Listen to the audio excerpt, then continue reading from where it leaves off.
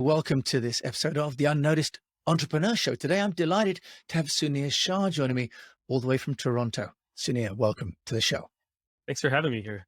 Now I feel Now, more unnoticed, but less unnoticed, less unnoticed. we're going to make you famous, although actually looking at your background in experiential marketing and as the CEO and founder of AppBind, you're already pretty famous. Sunir, tell us about AppBind and how you help agency owners get noticed and to manage their businesses. And then we're going to talk about how partnerships are essential for an entrepreneur to scale their business.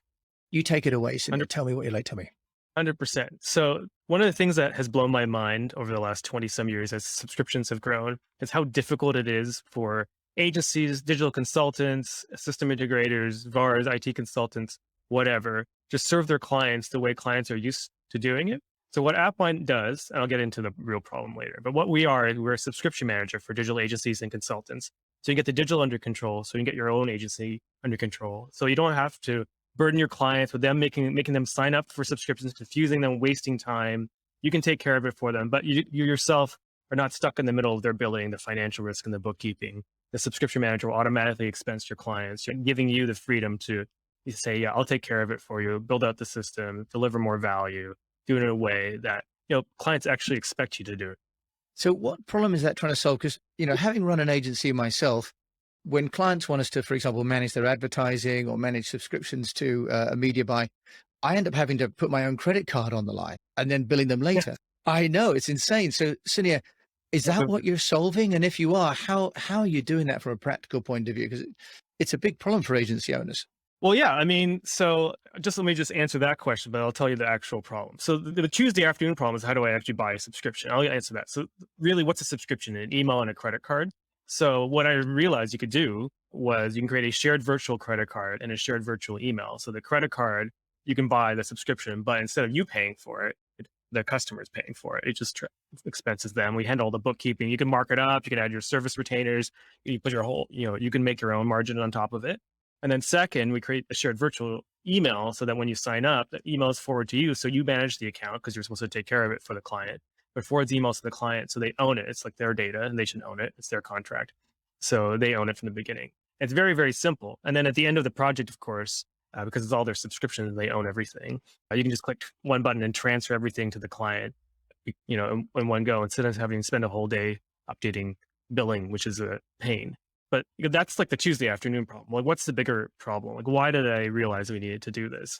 And so one of the things I've done in my career, I started the marketing team at FreshBooks, for those who know it, which is invoicing for consultants, agencies, freelancers, contractors of all kinds.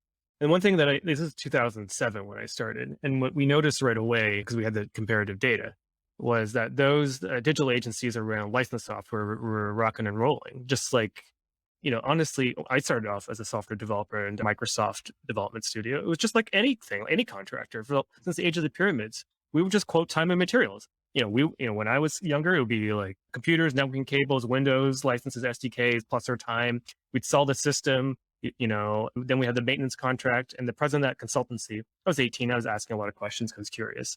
She said to me, honestly, Sunir, we're not selling you your hands-on keyboard. That's just a hello. What we're doing is selling the system. Because then we get the 3-year maintenance contract. That's 3 years of conversations with the client, all the upgrades, the maintenance, plus we have the opportunity to sell the next system, right? That becomes a 10 relationship with the client. And honestly, that wasn't very revelatory because I said, people have been doing this for thousands of years. But I finally, it really landed in my mind. And this story, I think people might resonate with more because it's easier to grapple with. I had a client who fired me. So I was CMO at Olark. I had my third kid. I quit because I wanted, have more freedom with the children. So I was consulting, and it had been a long time since I was, now I was in the subscription era. And I didn't want to sign up for anything because no one wants to. It's all the data. And more importantly, these are very expensive subscriptions. I didn't want them on my credit card. I didn't want to be at risk in case the client didn't pay me, right? To eat the charges, all these things that comes up.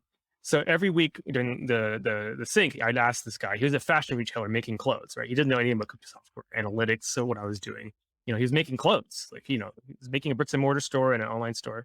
He wouldn't sign up for anything. He said, yeah, sure. But he just couldn't. He was overwhelmed. And then finally, nothing was done, 72 hours from launch. And he just had it out with me. I tried going on a video call, click here, like a child, it did not go well. Yeah. Said, Sunir, my plumber is not making me buy my own pipes. was like, oh, that's exactly right. I expect you to take care of this for me. Working with you is 10 times harder than not working with you. I did buy this thing. I did do an all-nighter. I did cancel my credit card and he did fire me. But I did catch up with him a month later because we had a good rapport and he was calmer.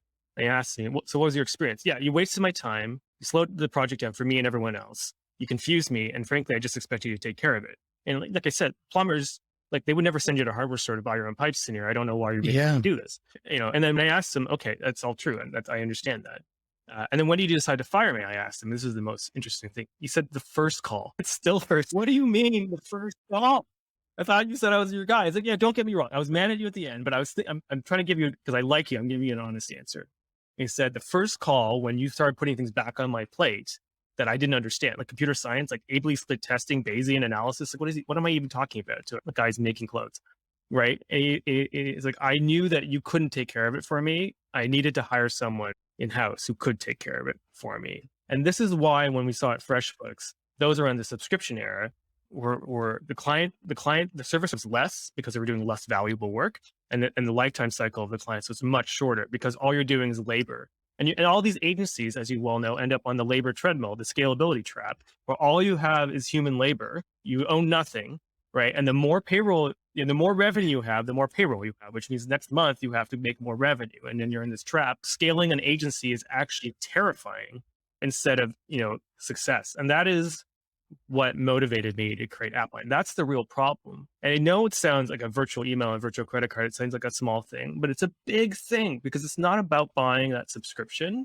It's about saying to the client, yeah, I'll take care of it for you. And then building a system like a plumber would build, they don't make the pipes, but they build the system, the pumps, the valves, the pipes, and then they maintain that system, month after month for these industrial factories. And you should be doing that too, because that is actually the way out of the scalability trap.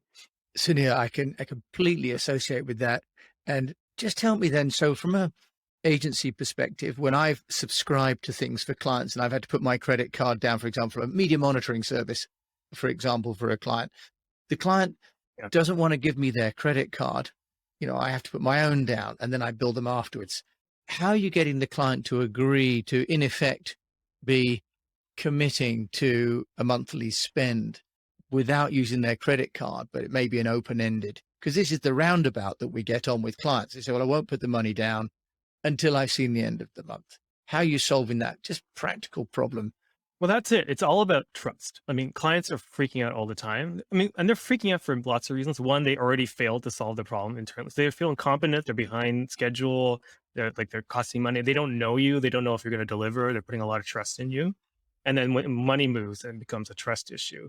So everyone at AppBind is about building trust. But how do we solve this problem? It's very simple. You would say to the client, yeah, I'll take care of it for you. Always start with that because that's all they really want. I'll take care of it for you because it's your business and your data. I'm going to use a subscription manager. So everything I build for you, you'll own and control in one place. And in order to fund it, you can put money in it's effectively an escrow account. It's an expense fund. It's 100% refundable to the client at the end of the project. We're the guarantor. It says so clearly to the client, this money is refundable. It works like Starbucks. It just, once it goes below minimum, re-ups itself, it retops itself back up. So that handles the recurring charges. But it gives you the security that there's money available to run the expenses month after month. It gives them the security that they have a controlled amount of spend because you set spending limits on it, like a Facebook ad budget, there's a budget on it. And that money is theirs, it belongs to them and it's refundable to them. So it's all about creating a trusted space where they can delegate authority to you and can delegate the funds so you can take action on their behalf without them losing control of it.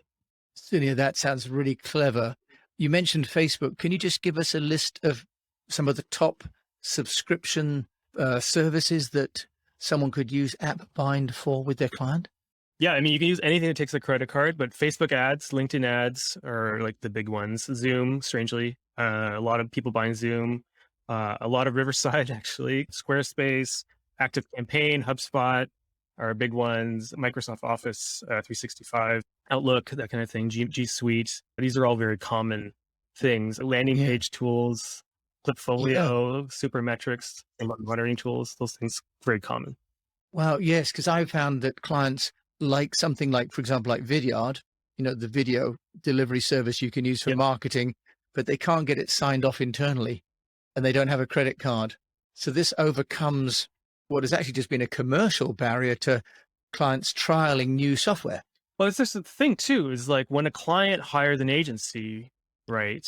Their freak out level is very high. So every time you come back to them and burden them with purchasing something, they believe this must be a 5 alarm fire decision. When you're just like, could you just shut up and buy video art? Because it doesn't make a difference. It's part of what I Yeah. need. It's like a plumber making you buy a sump pump. You're like, oh, do we need this one? What's the quality? You're making all these things you have no basis to make a decision on, but because you're being asked to make a decision, it's it's your butt on the line, right? So you have to Yeah. ask meaningless questions. But procurement, if you do it properly, is that you procure the project. So if I'm hiring someone like a plumber to fix my leaky basement, it's going to be $5,800, and that's include all the parts. I mean, I'm not going to care what they're doing. One procurement.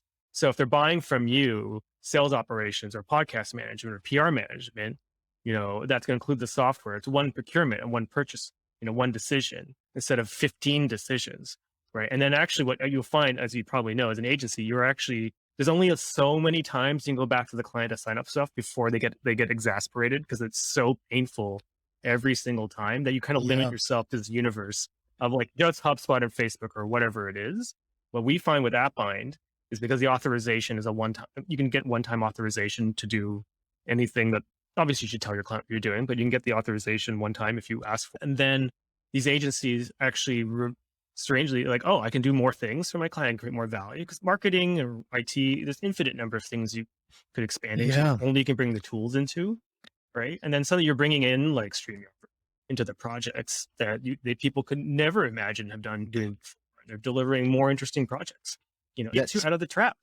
Yeah, that's Out of the really trap. liberating because also, as you say, if you're asking a client to, verify the email and they have to maybe do a MFA, multiple factor authorization every time you log in to a new service, in the end, you go beyond their comfort level, right? They say, actually, it's easier for me not to do the new thing than to keep jumping through these different technological hoops. You're asking them to be the expert by signing up. So, Sunir, I can really see how AppBind is solving that. It's fantastic. What a great idea. Took me 10 years and all my hair to figure it out. Well, I don't know what my excuse is. I've been doing it for longer and have less hair than you, and I haven't thought of something as brilliant as AppBind. So, look, I think you paid a fair price. Sunir, tell us though, how are you getting AppBind out there? You've told me you've got over 100 agencies already using it, and just listening to the proposition, I can completely see how it could add a huge amount of value to an agency owner and to a client. By the way, I can see a client mandating an agency to use this too. How are you building awareness of AppBind? Given the context of this podcast, I'll give you a more generic framework of thought for how I think about, because I've done lots of different kinds of marketing. I mentioned experiential marketing, which is quite different, partnership marketing, direct marketing, politics as well, strangely.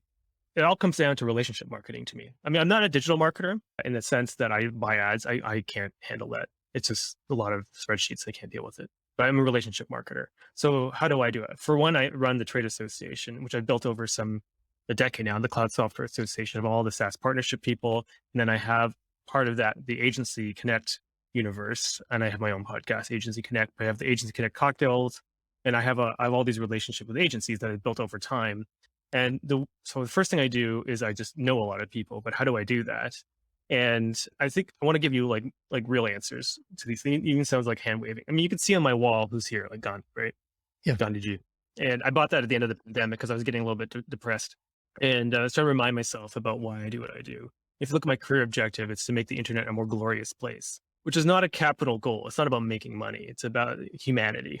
It's about help, because I believe, although maybe less so over the last 2 decades, since I kind of stopped doing, because I had kids. I blame my children. The world has gone sideways because of me, and I had kids, and I can't focus on saving the world. I'm sorry, it's my fault. Save the world one The- child at a time, right? That's a good ambition. That's true. That's true. That's actually a good point. I should just make myself feel better. So here's what I mean. Like how do I get noticed? When I approach people, agents, anybody, I hope it comes through that I sincerely am paying attention to you as an individual, and I'm here to support you and help you with your objectives and make you more glorious using my tool. And that's a value principle. But then how do you systematize that as a marketing thing? So let's go from the principle, the value, the system. So step one, I have an online community, like build a community around yourself, right? So I have the Slack community. I have a conference coming up in end of April for all the SaaS partnership people. I've been building that for 10 years. I buy drinks for people I have the open bar as a service, OBAS, it's like to say, where if I fly in, I'm always like trying to like get people together, trying to connect them. Because the most valuable thing I can offer is not a relationship to me, but relationship to other people that they otherwise couldn't meet.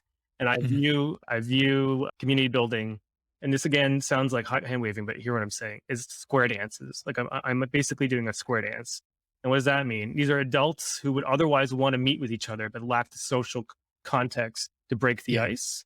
And so I try to create games to make them break the ice. And it could be as simple as, a meetup. It could be a podcast. It could be a round table. It could be a mentor session. It could be direct introduction, just literally doing the matchmaking. But I try to come up with a lot of these things. But when you do that and you show you genuinely care about people, people actually care about you in return. And when I was at FreshBooks running the partnership team, this was actually our KPIs. And I I got into trouble with it, but I don't care. I do whatever I want. And so our KPI was a heart emoji. It's like, see, that's not a thing. Like you can't have a heart emoji as a KPI. It's like, no, I can't. The KPI was hearts won. It's like, what the hell does that mean? How do you run a business on hearts won? And I'll tell you, if you believe in marketing, if you do you've read Crossing the Chasm, which is my favorite marketing book of all time by Yeah, of Jeffrey Moore. course. Okay, so what is the point of marketing is to establish market victory, a market lock by having most of the market basically value as rank one. I mean, that's also an Al Rees, Jack Trout thing, positioning as the first ranked company. And what does that mean? Like they think of you first.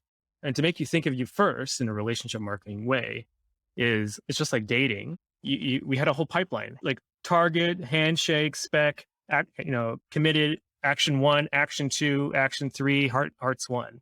So we would try to run tactics to do things for other people that were not actually ROI positive for us, but ROI positive for them, you know, helping them with their objectives. We were very, very good at FreshBooks at delivering results for other people, organizing things, project managing things. A lot of people don't know how to do things. We set up the cocktail parties. I got really good at that. People didn't know how to do event marketing. I'd do that for people. And we kept doing that. But then we knew we won them. But when they bring an opportunity to us, not because we asked them to, right, but because they thought of us first, and we knew we had won their hearts. And when you do that enough, right, then no one could beat you because no competitor can come in because everyone's going to value giving you the opportunity before anyone else. And that, it's not just about doing things for other people. It's just also like catching up with people once a month or once a quarter and just say, hey, what's up? Do you have a blog post we could do together, or we have a webinar? It's anything, just keep things going. Right. And then when they start thinking of you first, because they know your relationship is valuable and give it to you, or they like you, or they think your solution is good, then you've won their heart. And and we had a whole spreadsheet. I wish it was a CRM that was like at that time that was this, but we did it on a spreadsheet. And that it sounds lame, but if you systematize it and you think, okay, tactically, it's just like dating. You take someone out for coffee, you take them out to an event, maybe a horse show or something or whatever, and then they organize something for you, right? Like then the relationship's working. Yeah. They're starting to think of you and trying to make you happy. And then as relationships going along, it's a trade, right? It's a partnership. You want to keep the relationship going by doing favors for each other. That's when you won them in the market. You cannot be depositioned from someone who loves you in their heart, right? That's absolutely fantastic. So this idea of sort of systematically paying it forward and helping others, that's a very long-term and generous way to view your work, isn't it? Yeah, and for me, it's the only thing I can do, honestly, because there's a lot more extractive ways of viewing the market. Of give it to me. I'm like, okay, well, people could be fine with that. If your product is so good and compelling, fine. But I don't care enough to do that because I'm going to die eventually, and then I can't take any of that with me. So what I rather do with my life is, like I said, make the world a more glorious place. And so I get, and I think it reflects well. People see that, I hope, and I've never been not successful like by doing that. People want you to succeed if they know you want them to succeed, and turns out that works. It's not karma necessarily because I am doing systematically. Like it's not. It is operationalized, but that is the foundation of it all. Sunir Shah joining me from Toronto, CEO of AppBind, which I think is a fabulous tool, but also some really wonderful emotional guidance as well. If we want to find out more about you, where can they do that, Sunir? I'm on LinkedIn, Sunir Shah, SUNIRSHAH. You can email me, SUNIR at appbind.com. And AppBind is, APPB as in Bravo, IND.com. And the Cloud And Software I'll Association, if you're a SaaS partnership, come join that too. perfect. And I'll put all those links, of course, in the show notes. Sunir Shah, thank you so much for sharing with me both your innovation, but also your insights on the Unnoticed Entrepreneur Show. Thank you so much for sharing today. Well, thank you for having me. I really appreciate it. It was fun.